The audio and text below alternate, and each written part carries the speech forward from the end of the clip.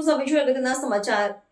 હીરક જયંતિ મહોત્સવ પ્રસંગે બ્રહ્મકુમારી ગુજરાત ઝોન તથા બ્રહ્મકુમારી કેન્દ્ર કડી દ્વારા SMK સ્કૂલ ભાવપુરા ખાતે બાલ વૃંદને શાંતિના દાનનું આહવાન। કડી શહેરમાં આવેલ ભાવપુરા વિસ્તારમાં આવેલ SMK સ્કૂલમાં હીરક જયંતિ મહોત્સવ પ્રસંગે બ્રહ્મકુમારી ગુજરાત ઝોન તથા બ્રહ્મકુમારી કેન્દ્ર કડી દ્વારા SMK સ્કૂલમાં ભાવપુરા ખાતે શાંતિના દાનનું આહવાનનો મહત્વ ખૂબ સારી રીતે ઉજવાઈ ગયો। રિપોર્ટર ભાવેશ પરીખ, સાબર અવાજ, કડી।